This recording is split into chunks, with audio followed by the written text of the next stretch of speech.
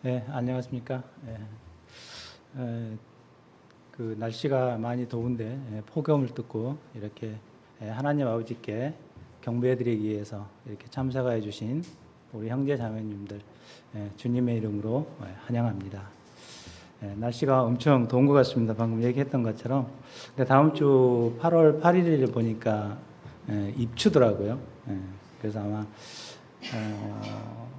그 놀라운 게 이렇게 덥다가도 그 절기가 되면 아침 저녁으로 이렇게 선선해지는 것 같더라고요. 그래서 보면 우리 조상님들의 그 지혜가 대단한 것 같습니다. 그래서 아마 다음 주 되면 좀 더 지금보다는 좀 더 시원하지 않을까 그렇게 생각을 하고 있습니다.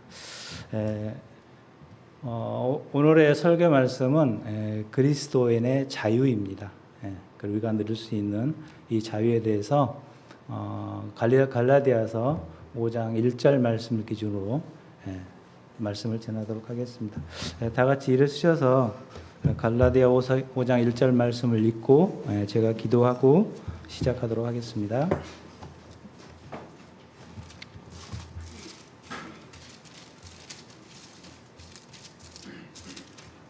네, 다 같이 읽겠습니다. 그리스도께서 자유로 우리를 자유롭게 하셨으니 그러므로 그 자유 안에 굳게 서고 다시 속박의 명예를 매지 말라. 제가 기도드리겠습니다. 하나님 아버지 감사합니다. 오늘 또 이렇게 귀한 시간을 주셔서 우리 또 형제 자매님들 이렇게 한 자리에 모여주시고 또 설교의 말씀을 듣게 하여 주셔서 아버지 감사의 말씀을 드립니다. 아버지, 오늘은 우리가 그리스도인으로 이 세상을 살아가면서 우리에게 겪는 어떤 고난이나 환난에 대해서 말씀을 드리려고 합니다.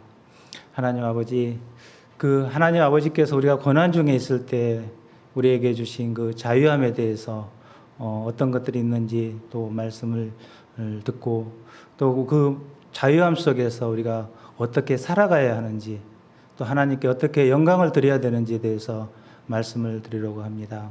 하나님 아버지, 또 말씀을 전하는 자, 또 말씀을 듣는 모든 이에게 하나님의 그 생각과 하나님의 마음이 하나 되게 하여 주시고 하나님이 주신 그 은혜가 우리들 모두에게 넘칠 수 있는 귀한 시간이 될 수 있도록 인도하여 주시옵소서. 이 모든 말씀 나를 구원하여 주신 주 예수 그리스도의 이름으로 기도드립니다. 앉으십시오.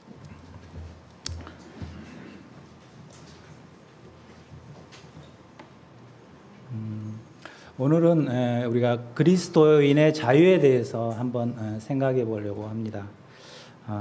우리는 어떤 그리스도의 믿음으로 또 주 예수 그리스도에 대한 믿음으로 또 하나님의 자녀가 되고 또 하늘나라의 신분으로 바뀐 새로운 창조물들입니다. 그래서 그 창조 세계에 맞게 우리 그리스도인이 어떻게 또 살아가야 되는 거고, 우리 그리스도인을 살아가면서 가장 먼저 우리 육신을 십자가 위에 못 박았습니다. 그리고 그 우리 안에 그 주님께서 주신 성령을 주신 내주하신 그 성령의 이름으로 우리가 이 세상을 살아가게 됩니다. 그래서 오늘은 그 성령님으로 인해서 우리에게 우리 세상을 살아가면서 우리가 받는 그 자유함에 대해서 같이 묵상하고 말씀을 나누려고 합니다. 혹시 또 이렇게 생각하시는 분이 있는지 모르겠습니다. 이렇게 그리스도에게 자유라고 얘기를 하면 왠지 좀 우리 그리스도인들하고는 맞지 않는다고 이렇게 또 생각할 수 있으신 분이 있을지 모르겠습니다. 어떻게 그리스도인이라고 하면 뭔가 자유에 대해서 이렇게 억압을 받아야 될 것 같고 뭔가 이렇게 구속을 받아야 될 것 같은데 뭔가 이렇게 자유를 누린다고 그러면 그리스도인하고 맞지 않나 이런 생각을 할 수 있을지도 모르겠습니다. 그러나 우리가 하나님께서 우리에게 주신 그 자유함은 세상 사람들이 알지 못하는 어떤 자유함이 있습니다. 세상 사람이 가르쳐 주지 않는 자유함이 분명히 우리에게는 있습니다.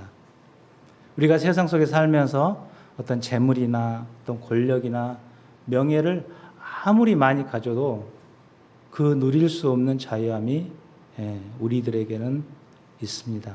그래서 그 자유함을 우리가 어떻게 누리고 또 그 자유함 속에서 우리가 세상에서 오는 어떤 고난들, 세상에서 오는 환난들을 어떻게 극복해야 되는지에 대해서 말씀을 드리려고 합니다. 오늘 말씀은 갈라디아서 5장 1절 말씀입니다. 방금 읽었던 것처럼 그리스도께서 자유로 우리를 자유롭게 하셨으니 그러므로 그 자유 안에 굳게 서고 다시는 속박의 명예를 매지 말라. 요한복음 8장 32절은 우리가 가장 많이 하는 어떤 자유에 대한 말씀이죠. 어떤 그 영혼의 자유에 대한 말씀입니다. 8장 32절을 보면 또 너희가 진리를 알지니 진리가 너희를 자유롭게 하시리라 라고 이 말씀이 있습니다.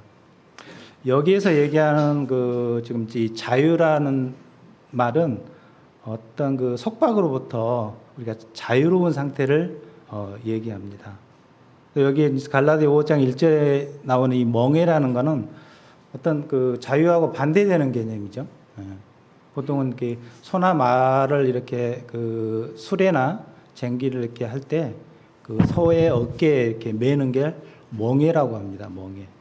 이렇게 기역자로 원형으로 되는 것도 있고 두 개 같은 경우는 이렇게 더블자로 되어 있어서 그 소가 또 말이 사람이 원하는 대로 움직이게 할 수 있는 걸 멍에라고 합니다. 멍에는 어떤 이제 상징적으로 얘기하면 어떤 그 억압이나 속박에 대한 비유라고 생각하시면 됩니다. 근데 여기는 5장 1절에 보면 그 자유를 누리고 멍에를 매지 말라고 얘기를 합니다. 근데 여기에서 얘기하는 자유는 실은 그 이제 갈라디아서 자체가 율법에 대한 어떤 그 자유를 선포하는 말씀들이잖아요. 그래서 여기에서 얘기하는 자유는 어떤 율법으로부터의 자유를 얘기합니다. 우리 그리스도인이 구원을 받고 난 이후에 어떤 그 율법으로부터의 자유. 그다음에 그 유대인들의 그 할례부터의 자유. 그죠? 그다음에 그 유대인들이 자기들이 만들어 놓는 어떤 규례나 법규로부터의 자유. 우리가 흔히 알고 있는 행위 구원에부터의 자유를 여기 얘기하는 자유는 얘기하게 됩니다. 이 자유는 어떻게 보면 지금 제가 말씀드리려고 하는 자유는 아니고요. 우리가 그리스도인이 되면 자동적으로 주어지는 자유입니다. 근데 여기에 보면 초대에 이제 이런 어떤 율법이나 또 할례나 또 행위 구원에 대한 어떤 그런 그 많은 어떤 그 억압들이 있었잖아요. 근데 지금도 마찬가지인 것 같아요. 지금도 어떤 그 율법에 대한 교회마다 그런 게 많이 있잖아요. 율법에 대한 억압, 그다음에 또 그 교회 안에서 어떤 법규나 어떤 규례를 만들어 놓고 그 교인들을 또 속박하고 또 가장 두드러진 게 행위 구원에 대한 자유죠. 행위 구원을 강요하고 지금도 우리나라 교회 상당수 교회가 방금 얘기한 부분들로부터 자유롭지는 못한 것 같습니다. 그다음에 두 번째 나오는 이제 요한복음 8장 32절에 여기에 나오는 자유는 우리가 요한복음이니까 그 어떤 죄에 대한 죄부터의 자유, 그다음에 우리의 그 육신에 대한 자유, 육신으로부터의 자유, 그다음에 어떤 세상이나 어떤 사탄으로부터의 자유를 의미합니다. 제가 이제 여기에서 말씀드리는 자유는 물론 자유도 중요하지만 우리가 가장 이제 현실적으로 우리가 그리스도인이 돼서 이 땅에서의 그 살아가면서 우리 삶 속에서의 그리스도의 자유에 대해서 말씀을 드리려고 합니다. 우리가 이 땅에 살아가면서 누구에게나 다 고난이나 환난은 오는 것 같습니다. 우리가 이 땅에 이제 살아가면서 어떤 순례자로 살아가면서 우리 일상 매일매일에 겪는 그 어려운 일들로부터의 자유. 근데 우리는 거기에서 그 한란이나 고통이나 우리의 어떤 생활 가운데서 걱정하게 되고 근심하게 되고 두려워하는 되는 것 같아요. 또 거기에서 오는 스트레스가 엄청나죠. 근데 왜 우리가 이렇게 그리스도인인데 이렇게 살아야 될까? 거기에 대한 퀘스천으로 오늘 말씀을 전하게 되었습니다. 말씀에서는 분명히 우리에게 걱정하지 마라, 근심하지 마라, 두려워하지 마라 라고 수도 없이 말씀을 하십니다. 그리고 하나님께서 분명히 주님께서 우리의 머리털을 세고 계신다. 너희의 출입을 내가 나가고 들어오는 것을 지키고 보존하겠다고 분명히 말씀을 하셨거든요. 우리가 생각지도 않는 어떤 그 일들, 우리가 뭐 떨어지는 머리카락을 세는 사람은 없잖아요. 우리들 중에. 어느 누구도 거기에 대해서 신경 쓰는 사람은 없습니다. 그런데 주님께서는 우리 각자의 그런 우리가 생각하지 않는 부분까지도 분명히 우리를 우리 환경에 맞게, 나의 환경에 맞게 지키고 보존하신다고 말씀을 하셨습니다. 이런 주님이 보호해 주시는 그 안전함 속에서 과연 우리 그리스도인이 이 세상을 살아가면서 누릴 수 있는 자유가 어떤 것이 있을까요? 또 어떻게 살아가는 것이, 어떻게 이렇게 살아가는 것이 그 말씀의 자유함 속에서 우리가 하나님께 영광 돌리면서 살아갈 수 있을까요? 이 자유함에 대해서 말씀드리기 전에 제가 우리의 우리 그리스도인의 현재의 상태에 대해서 말씀을 드리려고 합니다. 우리 모두는 그 그리스도를 믿는 믿음으로 구원을 받는 사람입니다. 또 주 예수를 믿는 믿음으로 구원을 받은 사람입니다. 바울이 전하는 갈라디아서처럼 바울이 전하는 참 복음을 믿고 우리는 구원을 받은 사람입니다. 근데 갈라디아서를 읽다 보니까 그 바울이 정한 복음 중에 참 놀라운 말씀을 합니다. 제가 한번 여기에 갈라디아 1장 11절에서 12절 말씀인데요. 이 바울이 전한 이 참 복음은 사람에게서 받지 않았다고 얘기를 합니다. 보통 우리 모두는 이 복음을 누군가가 나에게 정해줬고 그걸 들음으로 해서 내가 그러한가라고 찾아보고 그리고 다른 사람들에게 이렇게 열심히 복음을 전하잖아요. 그게 이제 우리 일반적인 사람들의 절차인 것 같아요. 근데 바울은 이 복음을 사람에게 받지 않았다고 얘기를 해요. 여기에 보면 예수 그리스도의 계시로 받았다고 합니다. 그러면 지금 이 얘기는 바울께서 하늘나라에 있는 예수님을 만났다는 얘기거든요. 그 만나서 그걸 들었다는 얘기거든요. 이 복음이 참 복음이지 않겠습니까? 아마 제 생각으로는 이제 바울이 그 그리스도인을 굉장히 핍박을 했잖아요. vik박을 하고 대제사장 허락을 받고 다메섹에 가서 그 그리스도인을 잡아서 옥에 가두려고 다메섹에 가는 중에 예수님의 참 빛을 보고 눈이 멀고 예수님을 만났던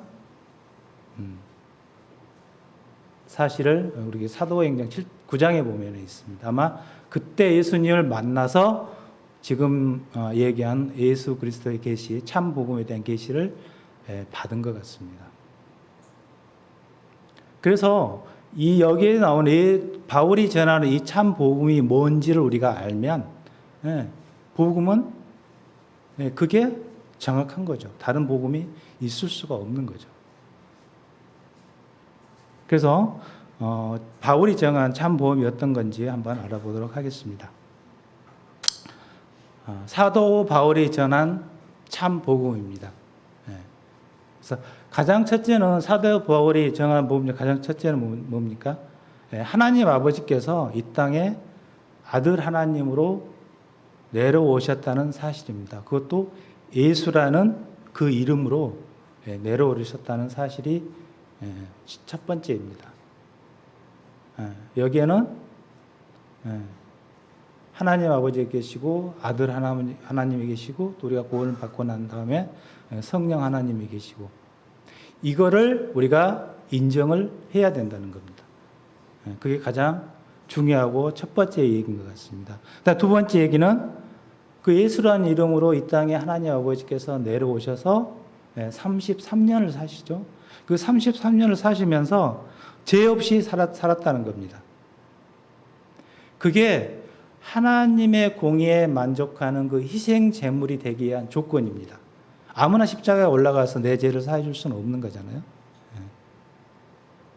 반드시 레위기에 보면 내가 희생 제물이 되기 위해서는 흠없는 상태에서 희생 제물로 드려져야 대신 속죄에 대한 하나님의 공의가 성립되는 겁니다. 그래서 이 하나님의 공의에 만족하는 희생 제물이 되기 위해서 하나님께서 직접 이 땅에 내려오셔서 인간의 몸으로 그 인간의 감정을 느끼면서 희노애락을 느끼면서 죄 없이 33년을 사셨다는 것이 굉장히 중요합니다. 또 이분이 우리의 죄를 위해서 내 지금 현재 있는 죄, 또 과거의 죄, 미래의 모든 죄를 위해서 나를 위해서 저 십자가에 의해서 희생 제물로 드려졌다는 사실입니다. 그래서 그 희생 제물이 드려진 과정에서 하나님 아버지께서 흘리신 그 보혈의 피로 인해서 내 죄가 사해졌다는 그 사실입니다. 그래서 여기에 보면 지금 내가 얘기하는 현재, 지금 과거, 미래 모든 죄까지 단 한 번에 영원히 속죄하셨다는 겁니다. 구속하셨다는 그 구속 사역이 그 구속 사역으로 인해서 우리가 구원을 받았다는 사실입니다. 그래서 우리는 한 번의 영원히 우리에 대한 구원에 대한 안전 보장이 여기에서 지금 나오는 거죠. 그 다음에 가장 중요한 게 실은 내가 이 땅에 살면서 의인으로 깨끗이 되면 깨끗이 된 것으로 끝나면 아무 의미가 없잖아요. 그죠? 불의한 사람과 의인의 구별이 없는 겁니다. 단지 내가 깨끗하다는 것으로 끝나는 거죠. 근데 하나님 아버지께서 그 죽은 자들과 같이 있는 아들 하나님을 들어 올리시고 자기의 오른편에 앉히시고 우리를 지켜주고 우리를 보호해 준다는 그 사실입니다. 그래서 여기에서 우리가 가장 중요한 부활의 소망이 우리에게 있는 것입니다. 저는 여기에서 이제 그 네 가지 중에서 이런 생각을 한번 해봤습니다. 유대인들이 이 네 가지 중에 가장 믿기 힘든 게 무엇일까? 유대인 입장에서 봤을 때 하나님의 선민들이잖아요. 누구보다 하나님을 잘 알고 있고 누구보다 하나님을 열심히 믿는다고 얘기하는 그 유대인 입장에서 봤을 때 어떤 게 가장 힘들까? 분명히 예수님이 십자가에 돌아가신 것도 자기 눈으로 확인했거든요. 또 이 땅에 살아가는 것도 확인했거든요. 아마 그 예수님이 하나님 아들이라는 그 사실을 가장 믿기 힘들지 않았을까? 그 예수님을 하나님 아들이라고 인정하는 순간 자기들의 지금까지 쌓아온 모든 의가 다 무너지는 거죠.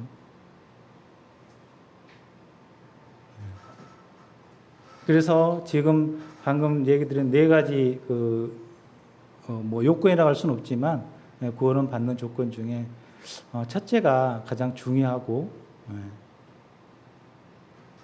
또 우리가 믿는 구원에 대한 확신이 되는 것 같습니다. 근데 그 첫째, 하나님 아들이심을 우리 사람이 보는 거니까 성경에 세 군데가 나오거든요. 그게 이제 보면 그 사도행전의 7장 55절에서 56절에 보시면 여기에 이제 그 스데반이 그 유대인들에게 그 복음을 전하다가 이분은 하나님의 아들이다라고 전하면서 그걸 보고 유대인들에게 돌을 맞고 죽는 장면이 스데반의 순교 장면이 나옵니다. 여기에 보면 그 스데반이 그 하늘문이 열리고 하나님 옆에 계신 예수님을 보는 겁니다. 하나님 옆에 계신 그 아들 하나님을 여기서 보게 됩니다. 그래서 그 유대인들에게 얘기를 하죠. 보라, 하늘들이 열리고 사람의 아들이 하나님의 오른편에 서 계신 것을 내가 보노라, 이렇게 얘기를 합니다. 그러니까 이 소리를 듣고 유대인들이 분노가 가득해서 돌로 쳐 죽이죠. 사람 가운데 가장 먼저 하나님의 아들이심을 직접 눈으로 본 사람이 스데반인 것 같습니다. 근데 참 아이러니한 게 이 자리에 누가 있습니까? 지금 이 자리에 사울이 있습니다. 사울. 이 사울이 바로 이제 그 옆에 앉아서 그 돌 쳐 죽인 유대인들이 스데반을 죽이고 거기에 대한 입증으로 스데반 앞에서 자기 옷을 놓는 장면이 나옵니다. 이때 이름은 이제 사울이죠. 그 다음에 두 번째 본 사람이 방금 그 사울, 이제 나중에 바울로 이름이 바꾸죠. 이 바울이 두 번째로 예수님이 하나님의 아들이심을 직접 보게 됩니다. 여기 보면 내가 그리스도 안에 있는 한 사람을 알았는데 사도 바울이죠. 그 사람은 14년 전에 셋째 안에 채워 올라갔느니라. 몸 안에 있었는지 내가 말할 수 없으며 몸 밖에 있었는지 내가 말할 수 없으나 하나님은 아시느니라. 방금 그 스데반 사건이 얼마 되지 않아서 그 사도 사울이 대사장의 허락을 받고 다메섹에 가면서 예수님의 믿는 사람들을 억압하고 데리고 와서 옥에 가두려고 다메섹에 가는 중간에 예수님의 참빛이 내려와서 그 사도 바울을 관건적으로 회심시키는 게 장면이 나옵니다. 아마 그때 얘기를 하신 것 같습니다. 그때 하늘나라에 셋째 하늘에 올라가셔서 분명히 보았겠죠. 예수님이 하느님의 아들이심을. 분명히 여기서 보았을 것으로 생각을 합니다. 그리고 사도 바울이 여기에서 이제 계속 고난 중에 있고 환난 중에 있다가 14년 후에 우리 13장에 보면 이제 바나바와 같이 1차 전도 여행을 시작하는 장면이 나옵니다. 그 다음에 또 보신 분 한 분이 더 있죠. 사도 요한이 보신 것 같아요.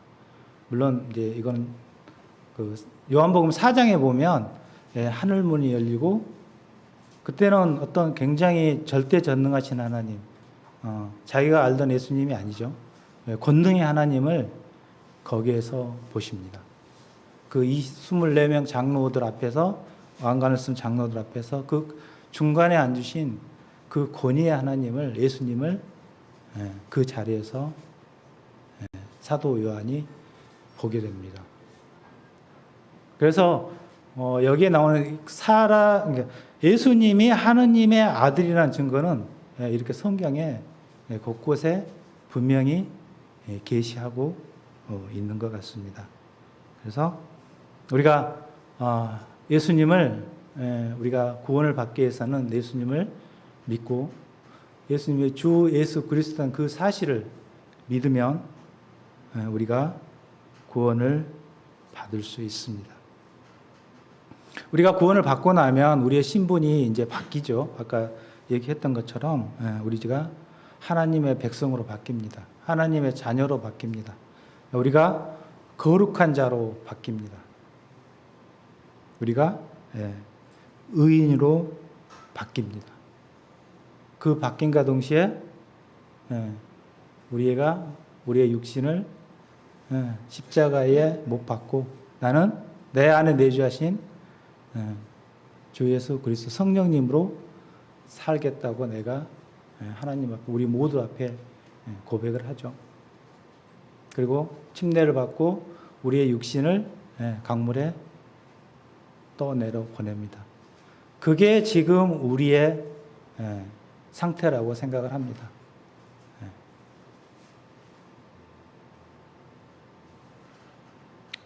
여기 보면 갈라디아 2장 20절 말씀입니다. 오늘은 제가 갈라디아 위주로 좀 말씀을 드리겠습니다. 내가 그리스도와 함께 십자가에 못 박혀 있으나 그럼에도 불구하고 사노라. 그러나 내가 아니요 그리스도께서 내 안에 사시느니라. 나는 지금 내가 육체 안에서 사는 삶은 나를 사랑하사 나를 위해 자신을 주신 하나님의 아들의 믿음으로 사노라. 이 믿음을 가지고 우리가 살아가고 있습니다. 지금 이게 우리의 현재에 앉아있는 구원받는 여러분의 상태입니다. 우리가 구원받으면 우리가 자동적으로 주어지는 것들이 있죠.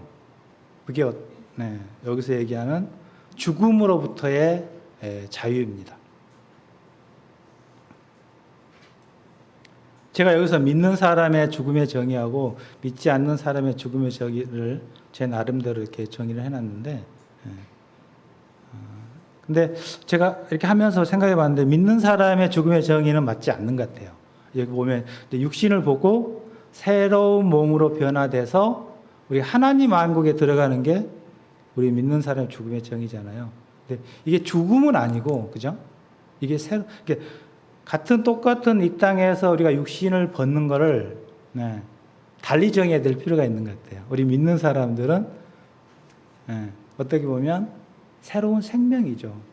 새로운 생명을 얻고 하늘나라에 올라가는 걸 우리가 이 땅에 육신을 벗고 떠나는 것이고, 믿지 않는 사람들은 똑같죠. 우리가 이 땅에 우리의 육신을 벗고 새로운 몸으로 입는 것까지는 똑같은 것 같아요. 믿지 않는 사람들은 이제 지옥에 가는, 이게 죽음인 거죠, 죽음. 근데 우리는 다 죽음이라고 이렇게 통상적으로 이렇게 얘기를 하잖아요. 근데, 이렇게 그 설교 말씀 전하다 정리하다 보니까, 달리 불러야 될 것 같아요.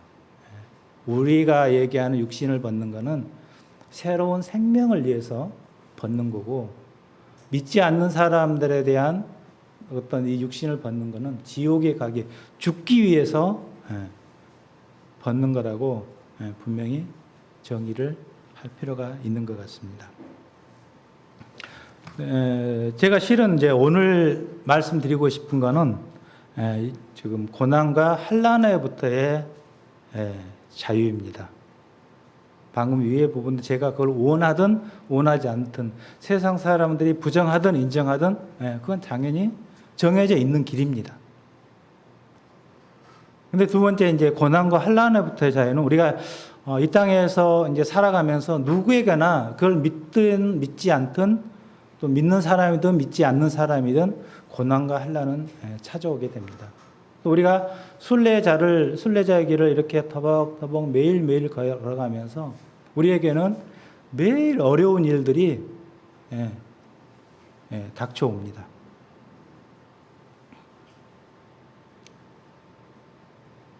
그로 인해서 우리가 많은 스트레스를 받고 근심을 하고 걱정을 하고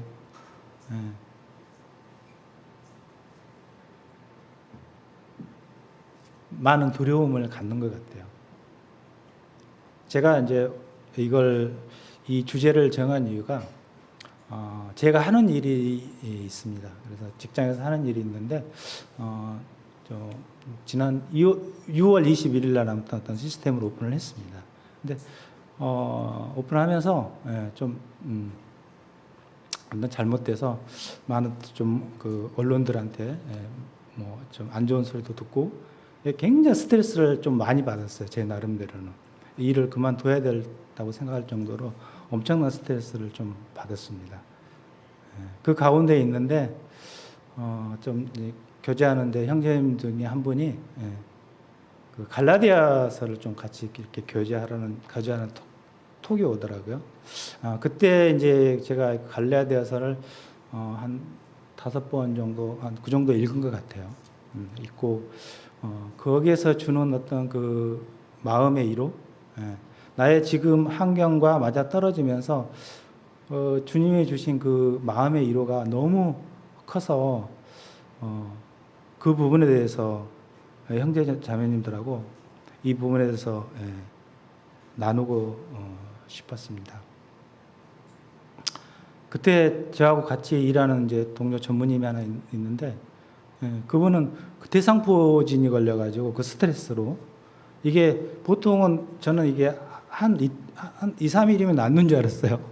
근데 그게 무섭더라고요. 일주일 병원에 입원하고 지금 한 달이 지났는데도 머리에 통증이 와서 눈이 이렇게 시력이 가끔 안 보인다고 얘기하더라고요. 그 정도로 스트레스를 이렇게 받으신 거예요. 그러면서 제가 이제 그런 생각을 했거든요. 나는 그리스도인인데 내가 왜 이렇게 스트레스를 받으면서 이 세상 일을 해야 하나.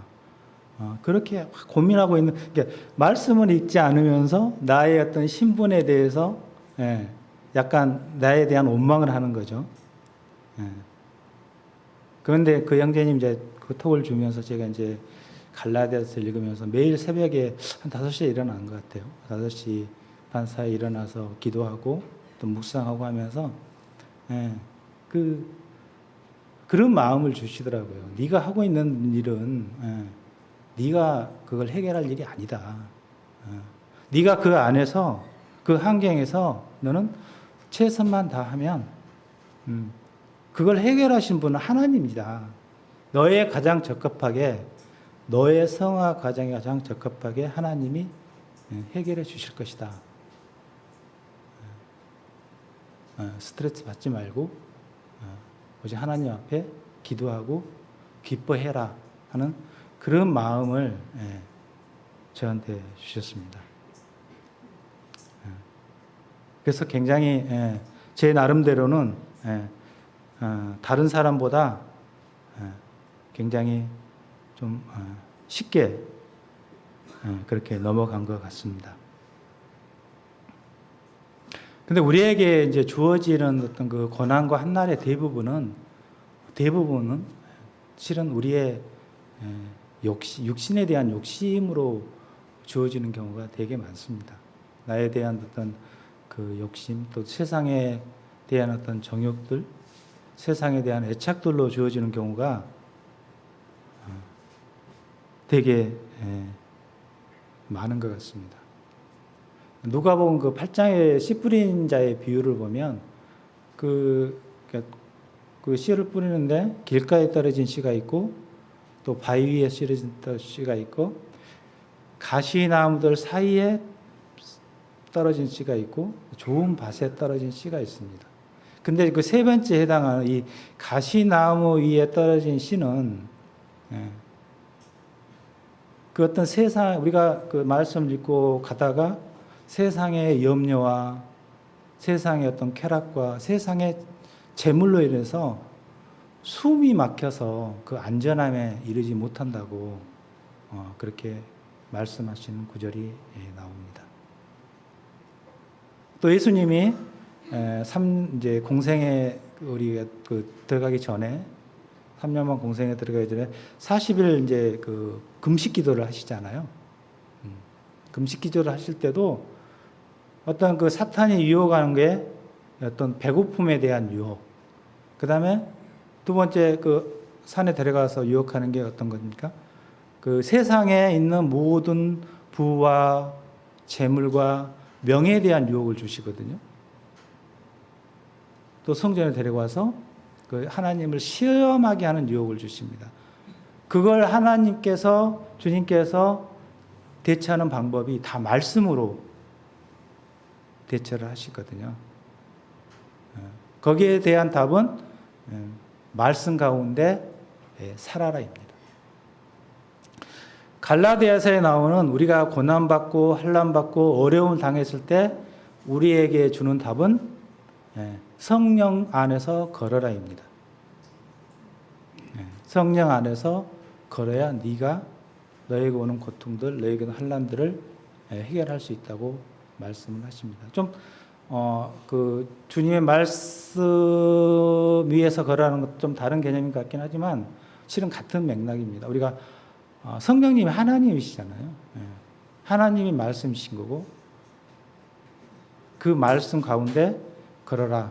성령님 안에서 우리에게 주신 그 성령님 안에서 걸어라 라고 하는 부분은 같은 부분입니다. 그래서 우리가 그 성령님 안에 걸을 때 성령의 열매를 우리가 주는 거죠. 저는 이번에 성령 열매 하면서 전에 김대희 형제님이 그 얘기 하셨나요? 성령은 단수다, 열매가.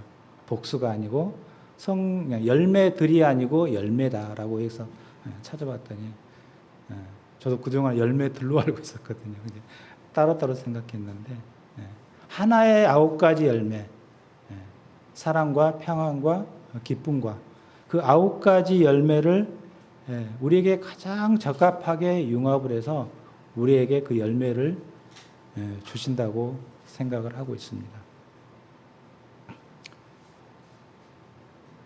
근데 이 열매를 맺는데 가장 우리에게 걸림돌이 뭔가요?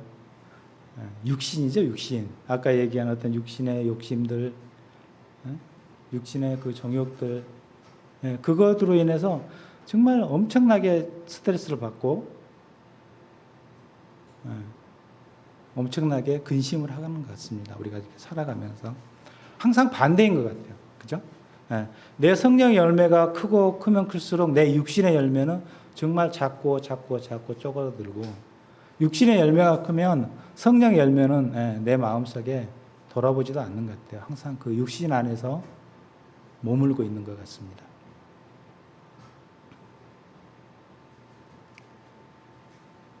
그래서 우리가 이 세상을 살아갈 때 이 육신에 대해서, 육신의 정욕에 대해서 죽여야 하면서 성령 안에서 걸어가야 되는 것 같습니다. 그 성령의 열매 중에서 육신을 가장 적합하게 제어할 수 있는 게 사랑이라고 말씀하십니다. 사랑. 갈라디아 5장 16절에 보면 그런즉 내가 이것을 말하노니 그 성령 안에서 걸으라. 그리하면 너희가 육신의 욕심을 이루지 아니하리라. 그 다음에 갈라디아 13장에 보면 여기에 보면 너희가 부르심을 받아 자유로 이르렀으나 오직 자유를 육신을 위한 기회로 쓰지 말고 사랑으로 섬기라. 이 사랑이 우리의 육신을 제어하고 좀 죽이는데 가장 큰 역할을 한 것 같아요. 마태복음 그 8장에 보면 이 하나님에 대한 그 사랑, 또 내 이웃에 대한 사랑을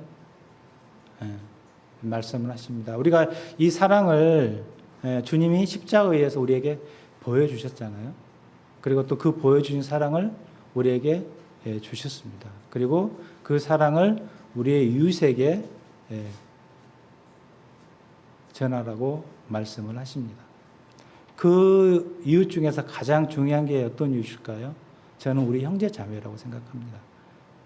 특히 여기에 모인 우리 형제 자매들에 대한 형제 사랑을 더 위에 두고 서로 사랑을 나누는 게 내 육신을 죽이는 길이라고 생각을 합니다.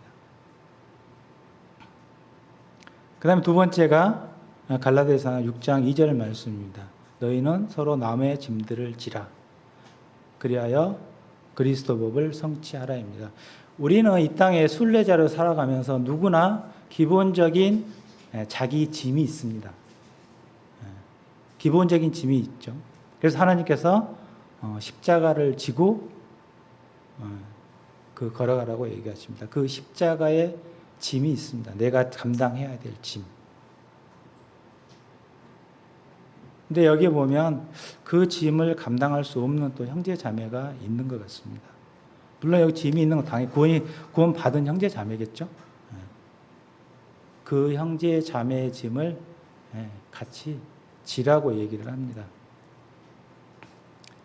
근데 내가 그 형제 자매를 모르고 내가 짐을 질 수는 없잖아요. 아까 김규배 형제님 이제 기도에서도 말씀하셨지만, 예, 서로 내 이 짐을 지고 내가 어떤 그 형제를 같이 가기 위해서는 그 형제의 사정이나 또 그 형제의 또 어려운 부분들을 알아야 내가 짐을 질 거 아닙니까? 예, 그래서 저는 이 우리 교회 내에서 서로 이렇게 마음이 만드신 분끼리 작은 모임들도 이렇게 만들고 그 아름답게 좀 갖고 갔으면 하는 그런 바람이 있습니다. 그런 모임들이 모여서 우리 대전은의 침례교회를 만드는 거죠.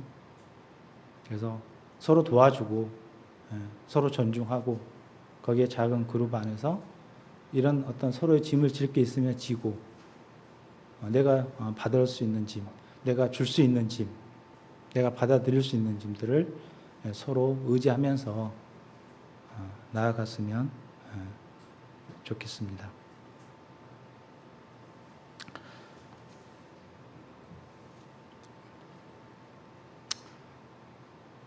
그다음에 제가 그 성령을 거는 그 방법 중에서 가장 그 생각할 수 있는 부분이 갈라디아 6장 14절 말씀입니다.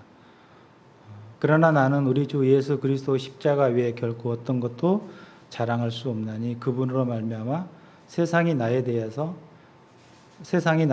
십자가에 못 박혀 있고 나 또한 세상에 대하여 그러하니라. 이게 이제 성령을 읽고 걸어가는 방법 중에 하나인 것 같은데요. 세상이 있고 내가 있고 십자가가 있습니다.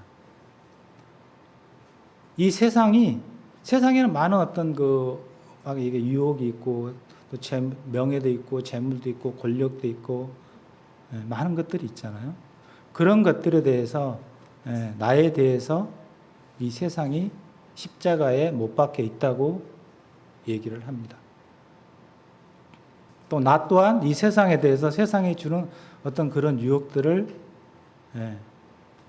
나 또한 십자가 위에 못 박혀 있다고 얘기를 합니다. 이렇게 살아가는 게 우리가 성령 안에서 걸어가는 길이 아닐까 그렇게 생각을 합니다. 근데 여기까지 이제 얘기를 하면 성령 안에서 걸어가는 게 그래도 아직 좀 추상적이죠, 그죠? 내가 도대체 어떻게 걸어가는 게 성령 안에서 걸어가는 거지? 거기에 대한 하나님의 뜻이 어떤 것이지? 라고 의문을 할지도 모르겠습니다.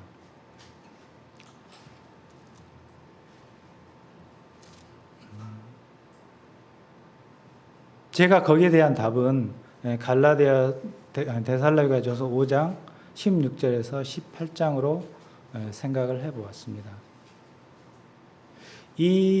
우리를 향한 이 하나님의 뜻이 무엇인지를 알고 내가 그 성령 안에서 걷는 방법을 알고 성령 안에서 제대로 걷을 때 나에게 주어지는 환난과 고통을 아주 쉽게 넘길 수 있고 또 그걸 건드림으로 해서 내가 그리스도인이 누려야 할 자유를 누릴 수 있는 가장 원천적인 하나님의 답이 여기에 있다고 생각을 합니다. 그게 하나님의 뜻이라고 말씀을 합니다. 여기 보면 항상 기뻐해라 16절 말씀입니다. 쉬지 말고 기도해라 모든 일에 감사하라. 이것이 그리스도 예수님 안에 너희에 대한 하나님의 뜻이라고 말씀을 합니다. 근데 여기서 기뻐하는데 항상 기뻐하래요. 항상. 오늘 또 내일 또 모레도 주님 오실 때까지. 근데 기뻐할 수 있는 조건은 아까 제가 이제 말씀을 드렸지만 우리의 그 생활 중에 하나님이 지켜주신다는 어떤 그 분명한 답이 있잖아요. 우리 그리스도인은 가장 좋은 게 사탄이 우리를 유혹할 수는 있지만 사탄이 우리를 해할 수는 없습니다.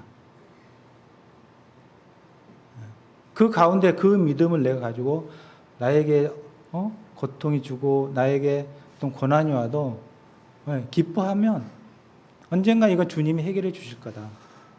내가 해결하는 게 아니고 주님이 해결하시는 거다. 거기에 대한 믿음이 있으면 기뻐할 수 있지 않겠습니까? 그래서 항상 기뻐하라입니다. 그리고 기도하라입니다. 근데 앞에 조건이 있죠. 쉬지 말고 기도하라. 우리의 매일매일 삶 속에서 기도는 하나님의 응답에 대한 대단한 어떤 능력인 것 같습니다. 이 기쁨 가운데 기도를 하게 되면 하나님이 분명히 내 안에 평안을 주시고 내가 지금 있던 일들에 대해서 엄청나게 커 보이던 어떤 고난들도 아주 작게 결국은 내가 나중에 지내놓고 생각해 보면 정말 아무것도 아닌 그런 고난이 되어 있는 것 같아요. 거기에 대한 우리의 노력은 기뻐하고 기도하는 것입니다. 그리고 마지막에 있는 게 모든 일에서 감사하라입니다. 이렇게 주어진 환경에 대해서 감사하다. 내가 이렇게 기도를 드릴 수 있는 환경에 대해서 감사하다. 나에게 이렇게 고난과 환난이 주어진 환경에 대해서 감사하면 우리의 모든 할 일은 끝나는 것 같아요. 더 이상 내가 할 일은 없는 것 같습니다. 그 다음에 하실 일들은 다 하나님께서 해결해 주시는 것 같습니다. 저뿐만 아니라 여기에 있는 모든 분도 분명히 이런 경험을 하셨을 겁니다. 아마.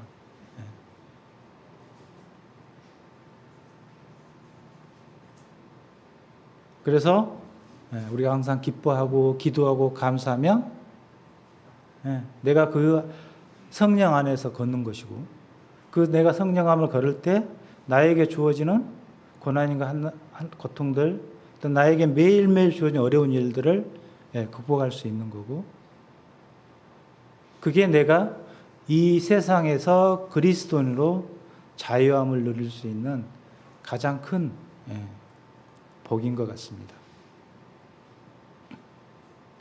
오늘의 마지막 말씀입니다.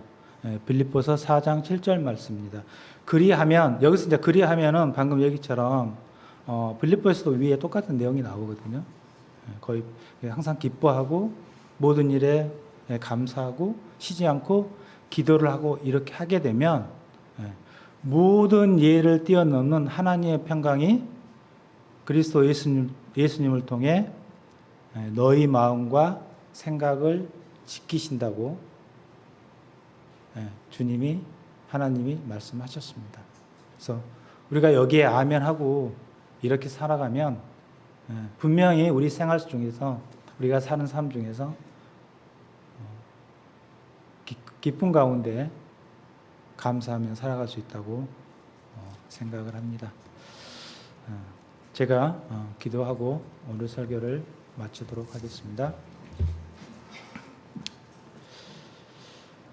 하나님 아버지 감사합니다.